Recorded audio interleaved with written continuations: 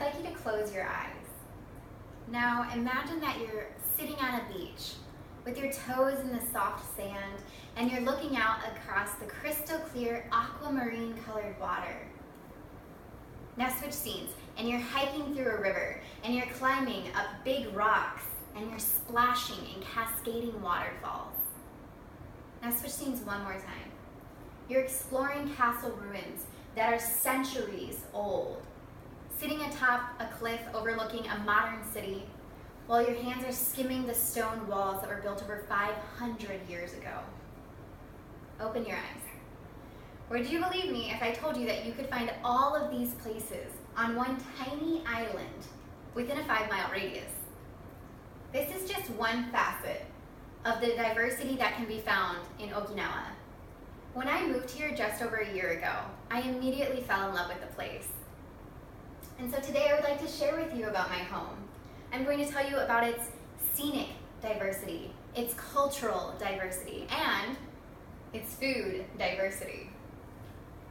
So I'll start with its scenery. Okinawa has some of the best beaches in the world.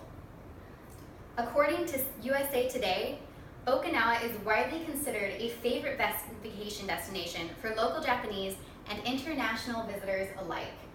And I have to believe that this is due to the warm waters and velvet white sands that can be found at Okinawa's beaches. In addition to the beaches, Okinawa is home to several castles that were once inhabited by royal families.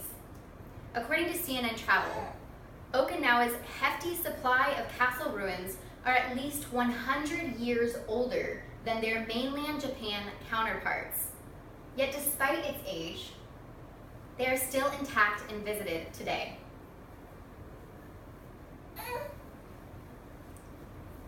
Besides its beaches and castles, Okinawa has several smaller mountains, and hidden amongst its trees are several waterfalls that you can actually visit today. So you can hike through the rivers and you can take rope vines to climb up over those 10 feet high rocks to land on the other side in these natural pools beneath the rushing waterfalls. If you're brave enough, you can even climb to the top, but you'll have to wear sturdy shoes because the rocks can get a little slippery. Next, I'd like to tell you a little bit about Okinawa's cultural diversity. Okinawa was once a part of what's called the Ryukyu Kingdom before it was invaded by Japan. In fact, Okinawa is actually closer to the Philippines and Taiwan than it is to mainland Japan. According to Okinawa's Convention Visitors Bureau, Okinawa's culture was influenced by the knowledge and skills gained through trade and exchanges with Japan and China, as well as other East and Southeast Asian countries. So Okinawa has become this sort of beautiful mixing pot of culture. Some of its more popular cultural items include its handmade pottery, as well as its hand-blown glass. They call this Ryukyu glass, and you can actually make it yourself in the factories here on island. The last thing I want to share with you is my favorite part, and this is Okinawa's food diversity. This place is a dreamland for even the most pretentious foodie. There are restaurants on every corner, and they boast food from all over the world. From curry to taco rice, tapas, pancakes, sushi, to internationally ranked burgers. If there's one thing I can assure you is that you will never go hungry here. One fun, unique food that comes from Okinawa is called the purple sweet potato. The locals in Japanese call it benimo. And they use this in a variety of dishes, from sweet to savory.